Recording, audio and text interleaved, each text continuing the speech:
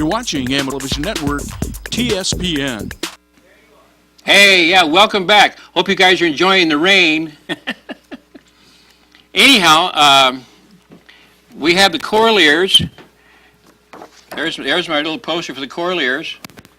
The show is May 1st in Ione. What's the name of that church? That's the Cornerstone Church. Cornerstone. This is Irv Gidding right here. This gentleman's been around for how many years? 81. 80. 81 years, okay.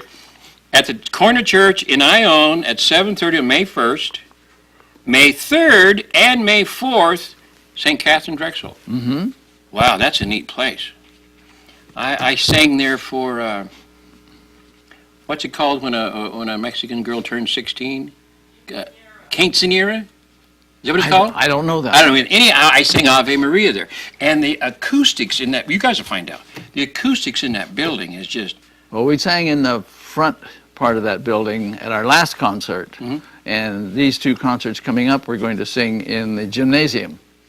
Wow. So it will be a little different type of sound. Yeah, It doesn't stretch the audience quite so far away from the performers that way. But it's nice to have the audience right there. Yes, but the people in the back of the audience are a long way back in that front. And we had a large audience, and the people way back probably didn't enjoy it as well as the people Can you up string front. your speakers back there? Do you have some speakers you can put in the back? Well, we have some new sound equipment we're using this year. Yeah. We're Rather than having just... new equipment for this concert. Yeah. Now, how many years have you been singing with the Choraliers? Oh, this would be about my 50th year with the Choraliers. I'm going to write that. 1964? I joined them in 1964. They got it cranked up in 1963. When did you come back from Korea? I was in Korea from 1955 to 1953 to 1955. Wow. 55. And while I was over there, I was not running around with a rifle. They took my rifle and gave me a trumpet. I played with the 3rd Division Band and the 8th Army Band. Yeah.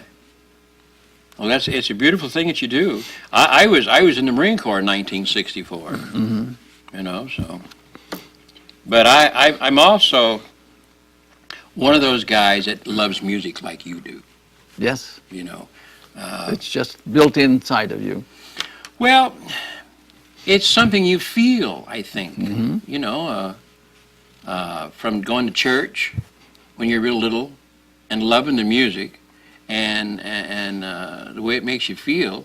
But you playing for the Army in Korea, that had to do a huge inspirational thing for the soldiers that were there, who would just soon be home. Mm-hmm. I mean, you had to have felt that. Oh, yes. You know? Well, we took our Army Band over to Busan, which was the port from which a lot of the ships taking soldiers home would leave from. So we would play the ship off. And they're going home? They're going home. Wow. Now, did you play when some of them arrived there at the same time? I don't remember doing that. Just give them a send-off heading home. Nice send-off to go home with. Yeah. Did you do anything in the Army other than play your bugle? I mean, have any other jobs? No. I went through basic training like everyone else would at Fort Ord. Yeah. And wound up in Korea. And the gentleman in Fort Ord who ran the Army Band there had me audition, but he had way too many trumpet players already. And when I got to Korea, would you believe the same first sergeant was now in charge of that band, and he was crying for trumpet players. I was in, like... Yeah. Hey, I'll do that, yeah. Well, you must have had a huge background before you even went into the Army. Well, I had a music major in college. Exactly. I went to Modesto Junior College for 2 years and San Jose State College for 2 years, and actually squeezed my 2 years in the service in the middle of the state college. Yeah. So you've been heading in this direction since you were 9 or something. Someone was teasing me about with the Choraliers, sometimes I sing bass, sometimes I sing tenor or baritone, and someone joked about him singing soprano, and it kicked a memory into my head when I was about the 4th grade. My mother and Dad were attending a church in little town of Mount Vernon, Missouri, and somehow my mom says, well, sure, he can sing a solo. I stood up in church in this little town in Missouri and sang my first solo, and I'm sure, being about a 4th grader, I was probably a soprano. So I've been there. Yeah. Well, my background is similar to that, too. I mean, I've always loved singing. The Choraliers that I've managed to have the opportunity to sing with have always been a lot of fun. You know, the music that they do, I mean, we've got some photographs here of different grand jubilees. One of these was 50 years. This was our silver anniversary, 25 years that the Choraliers had been in business, and this one is the Golden Jubilee. Yeah. Celebrating 50 years. But this music that you guys are doing, Old Black Magic. Swingin' Chariot is a Swingin' kind Chariot. of swinging arrangement of Shadow of Your Smile. What's this one? Hooray for Hollywood.